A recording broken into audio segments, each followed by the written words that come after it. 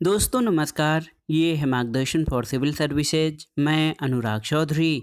दोस्तों आज के प्रैक्टिस सेट में हम चालू करेंगे टीजीटी, पीजीटी और ईएलटी ग्रेड परीक्षा के लिए नागरिक शास्त्र के महत्वपूर्ण प्रश्नों का प्रैक्टिस सेट।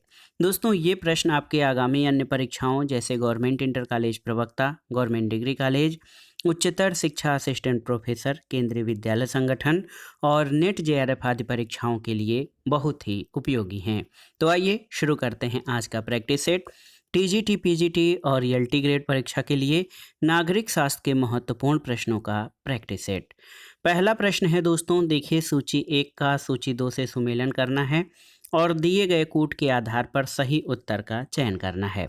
इसमें सूची 1 में विषय और सूची 2 में उनके विषय क्षेत्र दिए गए हैं।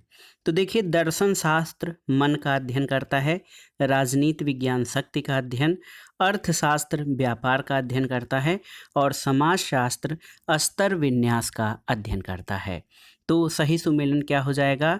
4, 3, 2 और 1। देखिए 4, 3, 2 और 1 ऑप्शन बी आपका सही उत्तर हो जाएगा। दर्शन शास्त्र मन का, राजनीति विज्ञान शक्ति का, अर्थशास्त्र व्यापार का और समाजशास्त्र स्तर विन्यास का अध्ययन करता है। अगला प्रश्न है दोस्तों, मार्क्स के अनुसार इतिहास किसकी उपज है? तो आप जान लीजिए, मार्क्स के अनुसार इतिहास भौतिक शक्तियों की उपज है और मार्क्स का मानना है कि समाज के ऐतिहासिक विकास के आदिम साम्यवादी युग को छोड़कर अन्य सभी युगों में समाज 2 वर्गों में विभक्त रहा है और इन वर्गों के बीच पारस्परिक संघर्ष का मुख्य कारण भौतिक तत्व रहा है और भौतिक तत्व ने ही सामाजिक विकास में महत्वपूर्ण भूमिका अदा की है। अगला प्रश्न बहुत ही आसान सा है, डिस्कवरी ऑफ इंडिया पुस्तक किसने लिखी है?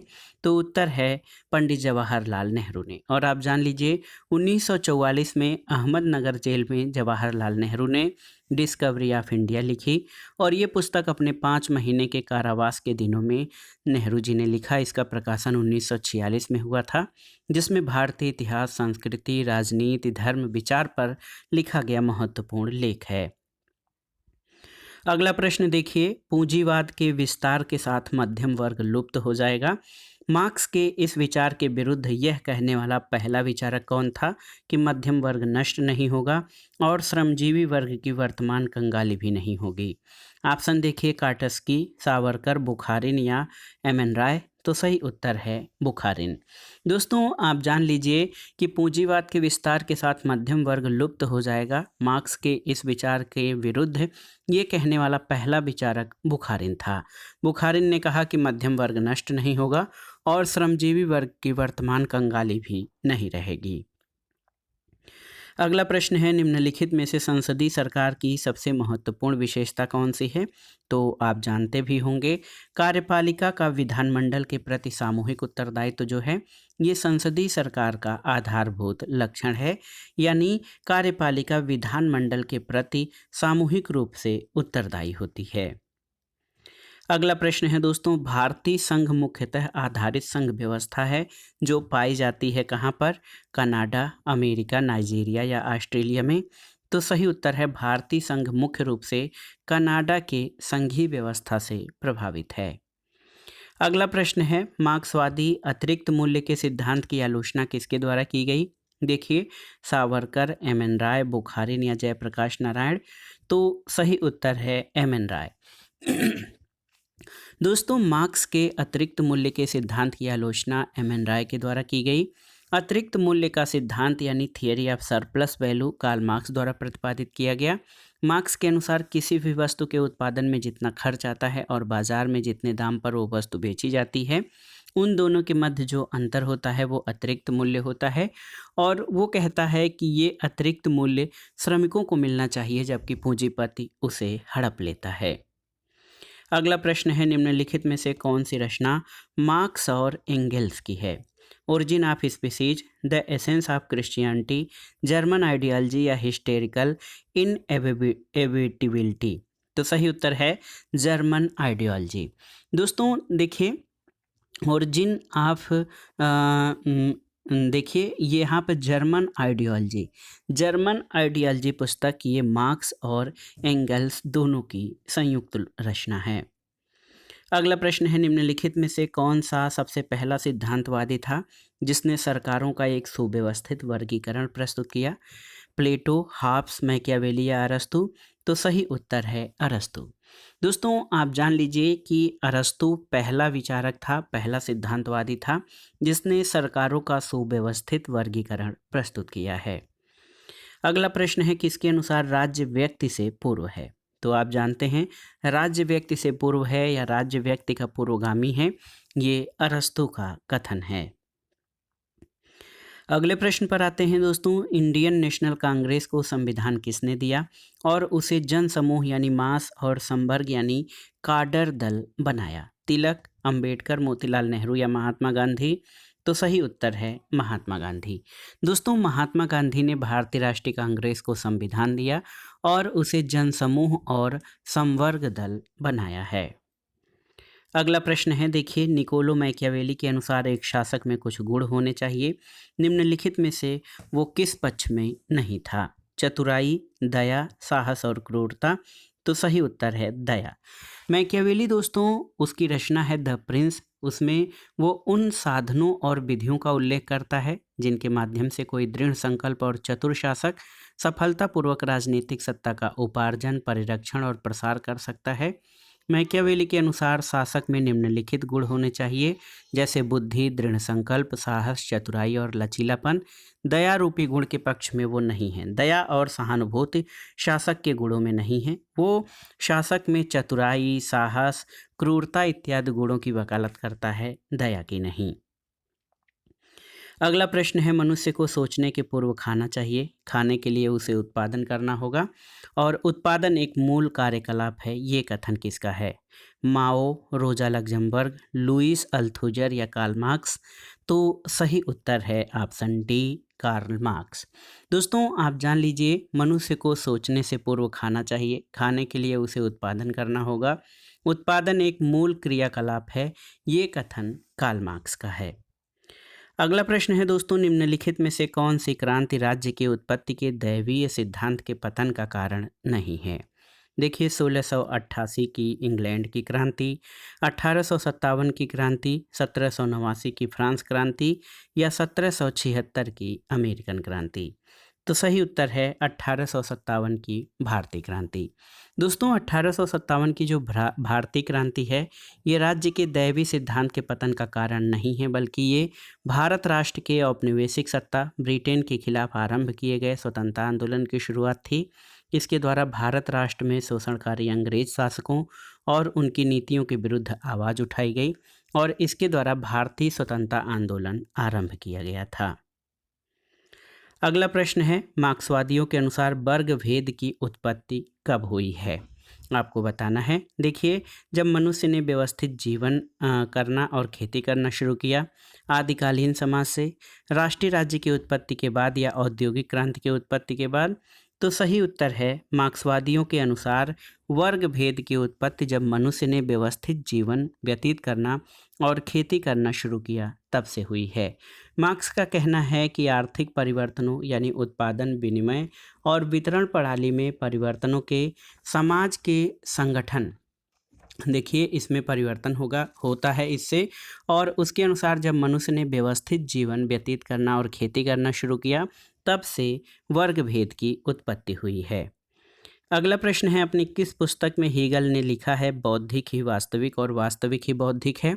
तो सही उत्तर है फिलॉसफी ऑफ राइट यानी अधिकारों का दर्शन।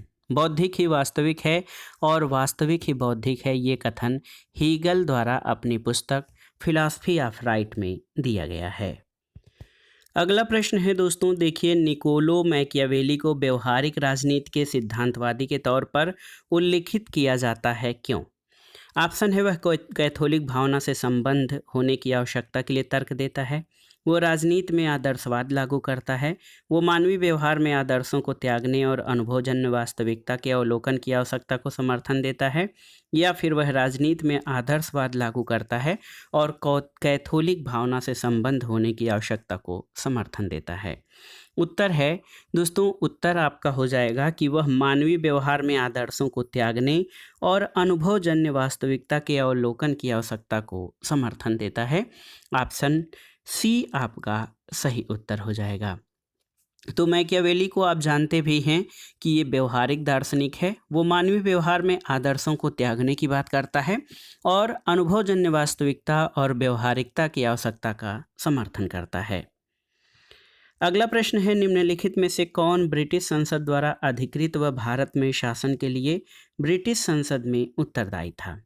भारत सचिव, भारत परिषद, गवर्नर जनरल या गवर्नर जनरल और उसकी परिषद? तो सही उत्तर है भारत सचिव।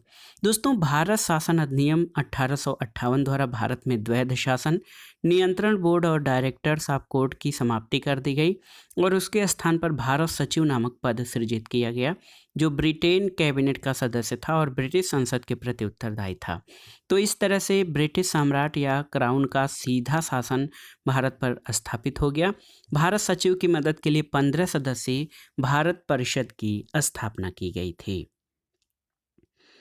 अगला प्रश्न है, मैकियावेली की प्रसिद्ध रचना द प्रिंस को निम्नलिखित में से किसने महान और एक वास्तविक राजनीतिक प्रतिभाशाली व्यक्ति की सच्ची धारणा की संज्ञा दी, जिसका सर्वोच्च और महान उद्देश्य होता है?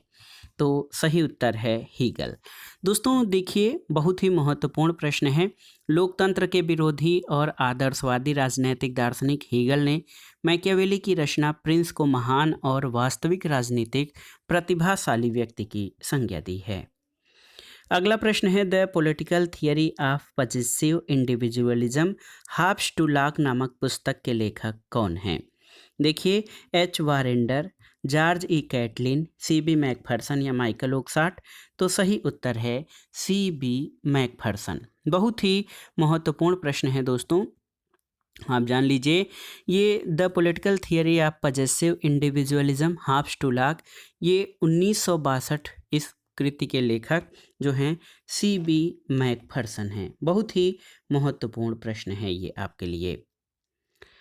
अगला प्रश्न है दोस्तों, निम्नलिखित में से कौन सामाजिक अनुबंध विचारक नहीं है? आपको बताना है। Immanuel Kant, Thomas Hobbes, John Locke या जुर्गन हैबरमास? तो सही उत्तर है जुर्गन हैबरमास। दोस्तों बहुत ही महत्वपूर्ण प्रश्न है, आप जान लीजिए। जुर्गन हैबरमास जो है ये सामाजिक अनुबंध विचारक नहीं है। कांट यानी इमैनुअल कांट, हॉब्स और जॉन लॉक ये जो हैं सामाजिक संविदावादी विचारक हैं।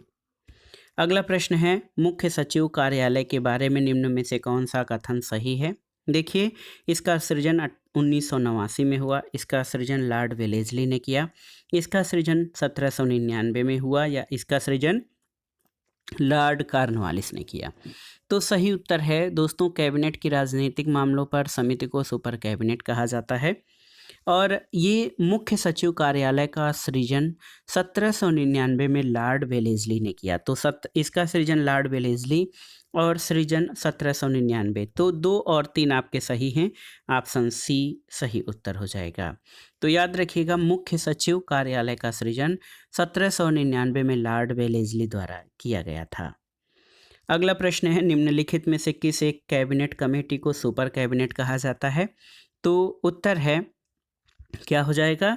कैबिनेट की राजनीतिक मामलों पर समिति। कैबिनेट की राजनीतिक मामलों पर समिति को सुपर कैबिनेट कहा जाता है और कैबिनेट की नियुक्ति समिति अनेक शीर्ष पदों पर नियुक्तियों का फैसला गृह मामलों के अंतर्गत आता है।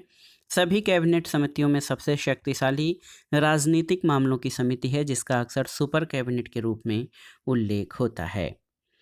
अगला प्रश्न है, निम्नलिखित में से एक हर्बर्ट साइमन के निर्णय निर्माण उपागम की विशेषता है? देखिए, गतिशीलता, इनपुट आउटपुट मॉडल, बुद्धिपरक वैज्ञानिक या विवेक निरपेक्ष?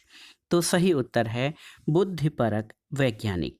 सही उत्तर ऑप्शन सी हो जाएगा। दोस्तों, हर्बर्ट साइमन ने निर्णय निर्माण का बुद्धिपरक वैज्ञानिक मॉडल प्रस्तुत किया है, जिसके अंतर्गत व्यक्ति उपलब्ध विकल्पों में से संतोषप्रद सक्षम निर्णयों का चुनाव करता है। चूंकि प्रशासनिक व्यवहार में संपूर्ण तार्किकता असंभव है, इसलिए ये परिसीमित तार्किकता से ही संभव है और साइमन ने अपने मॉडल में आर्थिक मनुष्य के बजाय प्रशासनिक मनुष्य पर जोर दिया है और इसे व्यवहारिक विकल्प मॉडल कहा है। अगला प्रश्न बहुत ही महत्वपूर्ण है, आपको बताना है। नागरिक शास्त्र के शिक्षण का मुख्य लक्ष्य अच्छे नागरिक तथा उच्च श्रेणी का नागरिक चरित्र उत्पन्न करना है। तो आप जान लीजिए ये जो सब्जेक्ट है राजनीति विज्ञान तो है ही, लेकिन नागरिक शास्त्र सिविक्स जो पेपर है दोस्तों एलटी ग्रेड और पीजीटी में ये नागरिक शास्त्र विषय आता है। तो नागरिक शास्त्र और उसकी परिभाषा से भी संबंधित कुछ कथन आते हैं, उनको भी आप देख लीजिएगा। नागरिक शास्त्र के शिक्षण का प्रमुख लक्ष्य अच्छे नागरिक और उच्च श्रेणी का नागरिक चरित्र उत्पन्न करना है। ये कथन बिनिंग एंड बिनिंग का है। तो याद रखिएगा, बिनिंग एंड बिनिंग के अनुसार नागरिक शास्त्र के शिक्षण का मुख्य लक्ष्य अच्छे नागरिक तथा उच्च श्रेणी का नागरिक चरित्र उत्पन्न करना है और लोकतांत्रिक व्यवस्था की उचित जानकारी नागरिक शास्त्र के द्वारा ही प्राप्त होती है। अगला प्रश्न आसान सा है, राज्य के कितने आवश्यक तत्व स्वीकार किए गए हैं? तो 4, जनसंख्या, भूभाग, सरकार और संप्रभुता। याद रखिएगा, राज्य के 4 आवश्यक तत्व हैं, जनसंख्या, भूभाग, सरकार और संप्रभुता। इसमें संप्रभुता सबसे महत्वपूर्ण है। संप्रभुता वह सर्वोच्च शक्ति है जो आंतरिक रूप से सर्वोच्च और बाहरी रूप से स्वतंत्र होती है। अगले प्रश्न पर आते हैं, सर्वहारा वर्ग का अधिनायकत्व की अवधारणा का प्रतिपादन किसके अंतर्गत किया गया? कार्ल मार्क्स द्वारा दास कैपिटल में, लेनिन द्वारा स्टेट एंड रेवोल्यूशन में, मार्क्स तथा लेनिन द्वारा कम्युनिस्ट मैनिफेस्टो में या उपरोक्त में किसी में नहीं। तो सही उत्तर क्या हो जाएगा दोस्तों? सही उत्तर आपका हो जाएगा, देखिए सही उत्तर क्या हो जाएगा, सर्वहारा वर्ग के अधिनायकत्व की अवधारणा का प्रतिपादन कार्ल मार्क्स ने अपनी पुस्तक दास कैपिटल यानी पूंजी में किया है। और सर्वहारा वर्ग के अधिनायकत्व का अभिप्राय उस व्यवस्था से है जिसके अंतर्गत राजनीतिक शक्ति सर्वहारा या श्रमिक वर्ग के हाथ में हो जाएगी। अगला प्रश्न है, कौन सा राजनीतिक चिंतक अरस्तू के विचारों को पूरी तरह अस्वीकार करता है? ऑप्शन है प्लेटो, हाब्स, लॉक और रूसो। तो सही उत्तर है हाब्स। हाब्स और अरस्तू के अधिकतर राजनीतिक विचार परस्पर विपरीत हैं। अरस्तू राज्य के सावयवी सिद्धांत में विश्वास रखता है और आगमनात्मक पद्धति का प्रयोग करता है। वह राज्य को परिवार की भांति स्वाभाविक संस्था मानता है, जबकि हाब्स जो है यांत्रिक भौतिकवादी है। वह अणु यानी पदार्थ को सर्वाधिक महत्व देते हुए ये विश्व को यांत्रिक मानता है। वो राज्य को स्वभावतः निर्मित न मानकर जो है संविदावादी सिद्धांत इसका प्रस्तुत करता है और वो स्वाभाविक राज्य को स्वाभाविक संस्था नहीं बल्कि मनुष्यों द्वारा निर्मित संस्था मानता है, जिसका निर्माण एक समझौते के तहत हुआ है। तो इस तरह से हाब्स अरस्तू के विचारों को पूरी तरह अस्वीकार करता है। अगला प्रश्न है दोस्तों, किसने इस विचार पर संदेह प्रकट किया है कि लॉक गौरवपूर्ण क्रांति के समर्थक थे? ऑप्शन देखिए, टॉनी, मैकियावेली, हाब्स या एशक्राफ्ट। तो सही उत्तर है ऑप्शन डी, एशक्राफ्ट। दोस्तों रिचर्ड एशक्राफ्ट एक अमेरिकी राजनीति विज्ञानी थे। उन्होंने अपनी पुस्तक revolutionary politics and Locke's two treatise of government 1986 में इस विचार पर संदेह प्रकट किया है कि लॉक गौरवपूर्ण क्रांति के समर्थक थे। यानी जो एशक्राफ्ट थे दोस्तों, देखिए रिचर्ड एशक्राफ्ट ये वो नहीं मानते हैं, उनका मानना ये नहीं है कि लॉक ने गौरवपूर्ण क्रांति का समर्थन किया है। अगला प्रश्न है, निम्नलिखित में से स्वतंत्रता और समानता के मध्य संतुलन का सराहनीय कार्य किसके द्वारा किया गया है? ऑप्शन देखिए, Nozick, F.A. Hayek, John Rawls या एंटोनियो ग्राम्सी। तो सही उत्तर है जॉन रॉल्स। दोस्तों जॉन रॉल्स के द्वारा प्रतिपादित प्रक्रियात्मक न्याय का सिद्धांत विभेदों के नियम या भेदमूलक सिद्धांत पर आधारित है। इसे रॉल्स द्वारा आच्छादित एकता के नाम से भी जाना जाता है और रॉल्स ने विषम परिस्थितियों में रहने वाले लोगों के लिए क्षतिपूर्ति का सिद्धांत प्रतिपादित किया ताकि उन्हें प्राथमिक वस्तुओं की प्रतिपूर्ति हो सके। और कुल मिलाकर उसने अपने न्याय सिद्धांत में स्वतंत्रता और समानता के मध्य संतुलन बनाने का कार्य किया है। अगला प्रश्न है दोस्तों, निम्नलिखित में से कौन सा जॉन रॉल्स के न्याय सिद्धांत का भाग नहीं है? समान न्याय का सिद्धांत, समान स्वतंत्रता का सिद्धांत, भेदमूलक सिद्धांत और अवसर के उचित समानता का सिद्धांत। तो सही उत्तर क्या हो जाएगा? समान न्याय का सिद्धांत जॉन रॉल्स के न्याय सिद्धांत का भाग नहीं है, क्योंकि जॉन रॉल्स दोस्तों बहुत ही महत्वपूर्ण प्रश्न है ये। जॉन रॉल्स ने अपने न्याय सिद्धांत में प्रक्रियात्मक न्याय का सिद्धांत दिया है, जो कि विभेदों के नियम पर आधारित है। और वो कहता है, वो समान स्वतंत्रता की बात करता है, भेदमूलक सिद्धांत और अवसर के उचित समानता के सिद्धांत का प्रतिपादन करता है, ताकि समाज के निम्न वर्ग में रहने वाले लोगों को भी प्राथमिक वस्तुओं को उनका जो है हिस्सा प्राप्त हो सके। समान न्याय के सिद्धांत की बात वो नहीं करता है, उसने अपने न्याय सिद्धांत को शुद्ध प्रक्रियात्मक न्याय कहा है। अगला प्रश्न दोस्तों बहुत ही महत्वपूर्ण प्रश्न है। मार्क्सवाद को युग का भ्रम किसने कहा है? ऑप्शन है आपके एक्टन, एरन, कार्ल पापर या फिर लास्की। तो आपको बताना है कि किस विचारक ने दोस्तों मार्क्सवाद को युग का भ्रम कहा है। ये बहुत ही महत्वपूर्ण प्रश्न है आप सभी के लिए और कई बार ये परीक्षाओं में पूछा भी गया है। तो बताइए, मार्क्सवाद को युग का भ्रम किसने कहा है? तो सही उत्तर है आपका एक्टन ने। देखिए, ऑप्शन ए आपका सही उत्तर हो जाएगा। मार्क्सवाद को युग का भ्रम किसने कहा है? तो आप सही क्लियर कर लीजिए दोस्तों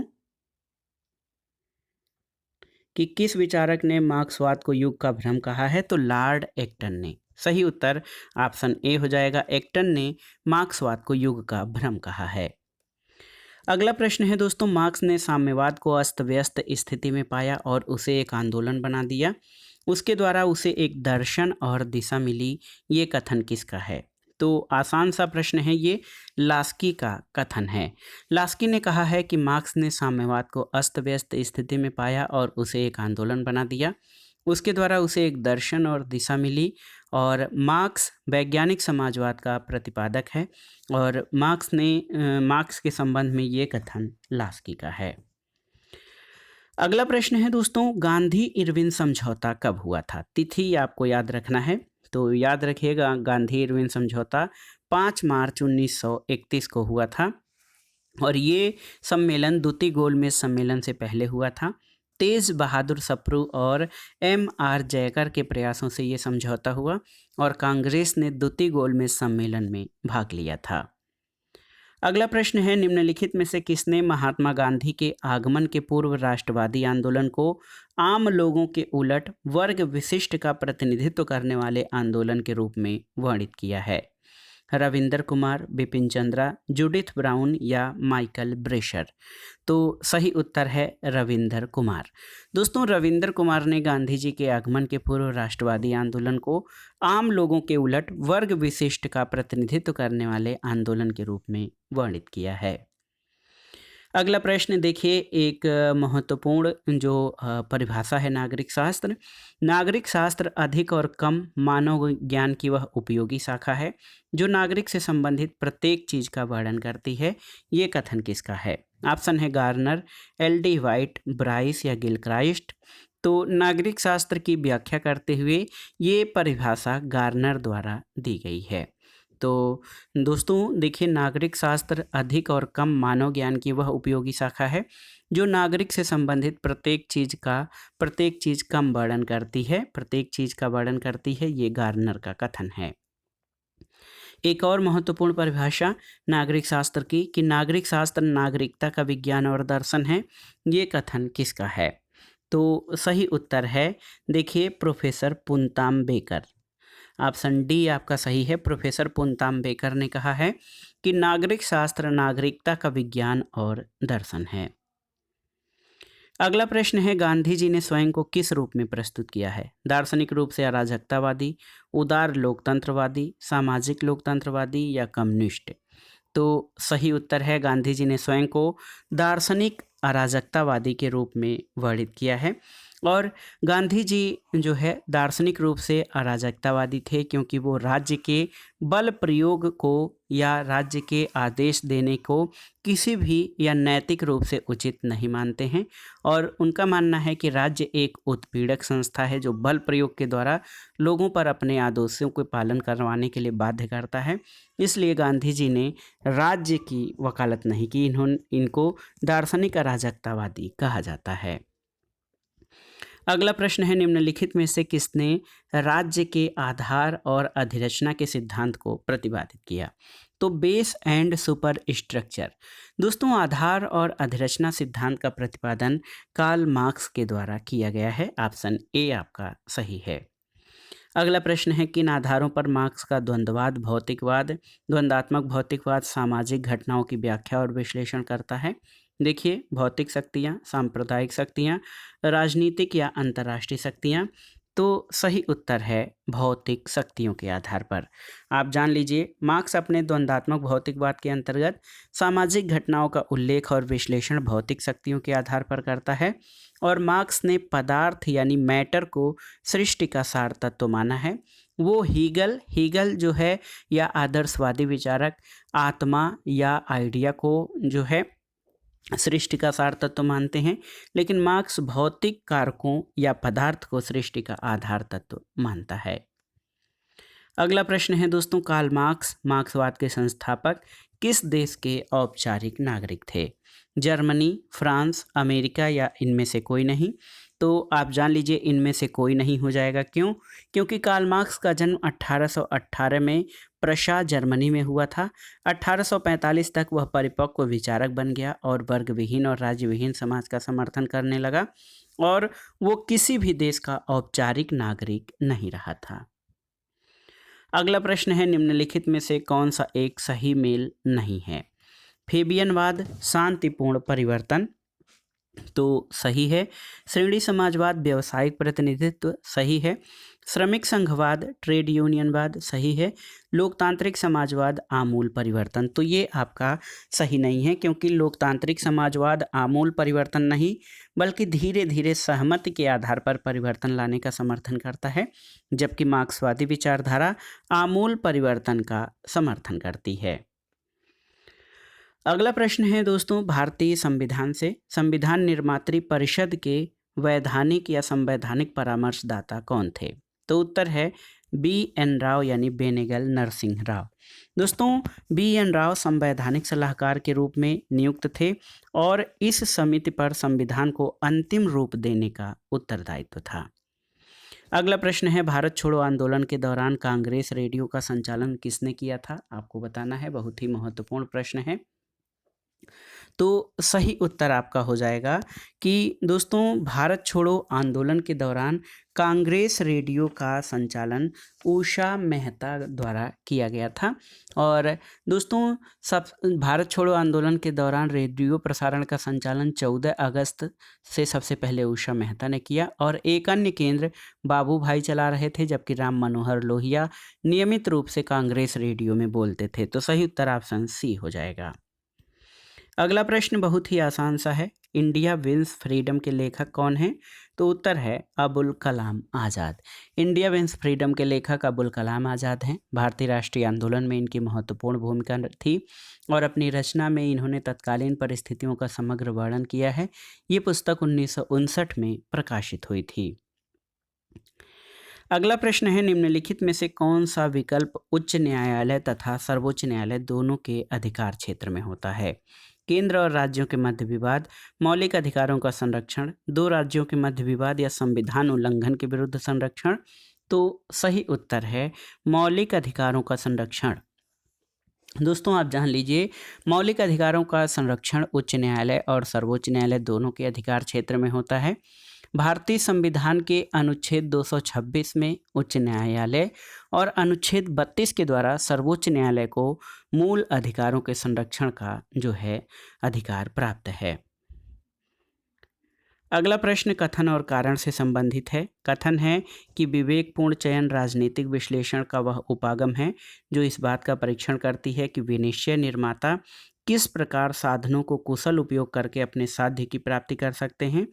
कारण है कि मनुष्य विवेकशील प्राणी होते हैं।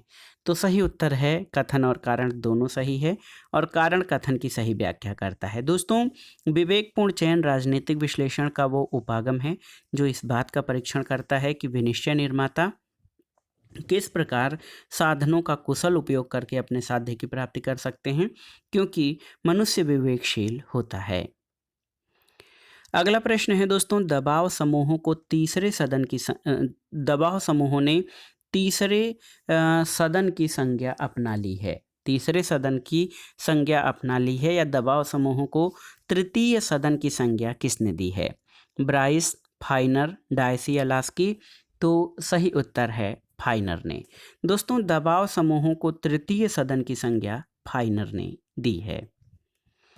अगला प्रश्न है, जर्मनी में हिटलर ने किस प्रकार की शासन व्यवस्था स्थापित की थी? लोकतंत्र, तानाशाही, कुलीन तंत्र या राजतंत्र? तो सही उत्तर है डिक्टेटरशिप यानी तानाशाही। और हिटलर जो है वो नाजी पार्टी का प्रारंभ करता था और जर्मनी में उसने तानाशाही प्रकार की व्यवस्था की स्थापना की थी। अगला प्रश्न है दोस्तों, देखिए, दबाव समूहों की तकनीक क्या नहीं है? लॉबिंग, हड़ताल, घेराव या एक विचारधारा का प्रसार? तो सही उत्तर है एक विचारधारा का जो प्रसार है ये दबाव समूहों की तकनीकों में शामिल नहीं है। और आप जान लीजिए, दबाव समूह अपनी मांगें मनवाने के लिए लॉबिंग, हड़ताल और घेराव तथा राजनीतिक दलों से बातचीत करने का वो करते हैं, प्रयास करते हैं। विचारधारा का प्रसार जो है ये दबाव समूहों की तकनीकों में शामिल नहीं है। अगला प्रश्न है, मतदान के नियम अप्रजातांत्रिक होते हैं, क्यों? तो ये मतदाता को बहुत आज़ादी देते हैं। मतदाताओं के विकल्प सीमित नहीं हैं। ये मतदाता के निर्णय लेने की आज़ादी को प्रतिबंधित करते हैं या ये निर्णय लेने वालों को हितों की रक्षा नहीं कर पाते। तो याद रखिएगा, ऑप्शन सी इस प्रश्न का सही उत्तर हो जाएगा। मतदान के नियम अप्रजातांत्रिक होते हैं क्योंकि ये मतदाता के निर्णय लेने की आज़ादी को प्रतिबंधित करते हैं। अगला प्रश्न है दोस्तों, रूसो का संप्रभु या शासक हाब्स का लेवायथन है जिसका सिर कटा हुआ है, ये कथन किसका है? तो देखिए, रूसो, मिल, बेपर या वाहन? तो सही उत्तर है वाहन। दोस्तों, वाहन एक विचारक है, वो कहता है कि रूसो का शासक हाब्स का लेवायथन है जिसका सर कटा हुआ है। हाब्स ने निरंकुश संप्रभुता का सिद्धांत प्रस्तुत किया है और जो रूसो है उसके संप्रभु में ये नहीं पता चल पाता है कि संप्रभु कौन है, जबकि हाब्स के लेवायथन में लेवायथन या जो व्यक्ति है या व्यक्ति समूह उसके बारे में पता चलता है कि यही वो निरंकुश शासक है, लेकिन रूसो की सामान्य इच्छा में ये क्लियर नहीं हो पाता। इसी पर टिप्पणी करते हुए वाहन ने कहा है कि रूसो का जो संप्रभु है वो हाब्स का लेवायथन है जिसका सर कटा हुआ है। अगला प्रश्न है, रूसो की सामान्य इच्छा के संबंध में कौन सा कथन उचित नहीं है? देखिए, यह राज्य में कानून का सृष्टा है, यह सदैव जनहित में होता है, यह सबकी इच्छा है या सदैव सही होता है? तो ऑप्शन सी दोस्तों ये आपका सही नहीं होगा। क्यों? क्योंकि रूसो की सामान्य इच्छा जो है ये सभी की इच्छा है, ये सही नहीं है। क्योंकि सामान्य इच्छा राज्य में कानून की सृष्टा होती है, सदैव जनहित में होती है, अस्थायी होती है, यथार्थ इच्छा से प्रेरित होती है और ये सदैव सही होता है। सबकी इच्छा हो, सामान्य इच्छा, ये जरूरी नहीं है। अगला प्रश्न है, निम्नलिखित को कालानुक्रम में व्यवस्थित कीजिए। देखिए, द स्टेट्समैन, तो आप ऐसे सन भी याद नहीं होगा तब भी आप इसको कर सकते हैं। स्टेट्समैन प्लेटो की ये सबसे पहले आई थी। उसके बाद देखिए मैकियावेली की आर्ट ऑफ वार आ जाएगी। फिर उसके बाद रूसो का नंबर आता है, एमिली रूसो की बुक है और ए फ्रेगमेंट ऑफ गवर्नमेंट बेंथम की है। तो 1, 4, 2, 3 सही उत्तर ऑप्शन सी हो जाएगा। तो देखिए, सबसे पहले प्लेटो का समय आता है, उसके बाद मैकियावेली, फिर रूसो, फिर बेंथम। तो ये क्रम जो है 1, 4, 2, 3 इसका सही उत्तर हो जाएगा। अगला प्रश्न है दोस्तों, अतिकल्पना के आविष्कार के रूप में प्राकृतिक अधिकारों को किसने दोषी पाया? लॉक ने, बेंथम ने, रूसो या फिर जे.एस. मिल ने? तो सही उत्तर है अतिकल्पना के आविष्कार के रूप में प्राकृतिक अधिकारों को रूसो ने दोषी पाया था। ऑप्शन सी आपका सही उत्तर है। अगले प्रश्न पर आते हैं, किसने कहा है कि व्यक्ति प्रकृति के अनुसार एक समान है? समाज ने उन्हें संपत्ति की संस्था के माध्यम से असमान बना दिया है। तो ये कथन किसका है? ये रूसो का कथन है। रूसो कहता है कि व्यक्ति तो प्रकृति के अनुसार एक समान है, लेकिन जब से संपत्ति का उदय हुआ है, संपत्ति संस्था के माध्यम से व्यक्ति असमान हो गए हैं। अगला प्रश्न है कि जिस क्रम में राजनैतिक चिंतकों ने अपने सिद्धांतों का प्रतिपादन किया वो सही क्रम क्या है? तो आप यहाँ पर ऑप्शन देखेंगे तो सबसे पहले मैकियावेली, फिर हाब्स, रूसो और मिल। मैकियावेली, हाब्स, रूसो और मिल, ऑप्शन ए आपका सही उत्तर हो जाएगा। ये वो क्रम है जिस क्रम में राजनैतिक विचारकों ने अपने सिद्धांतों का प्रतिपादन किया है। अगला प्रश्न है सूची 1 का सूची 2 से मिलान करना है। इसमें देखिए चंद्रशेखर ये राष्ट्रीय मोर्चा के जो है राष्ट्रीय मोर्चा का गठन इन्होंने किया था। देवगौड़ा संयुक्त मोर्चा में प्रधानमंत्री बने थे। अटल बिहारी वाजपेयी एनडीए यानी राष्ट्रीय जनतांत्रिक गठबंधन, और मनमोहन सिंह जो है मनमोहन सिंह संयुक्त प्रगतिशील।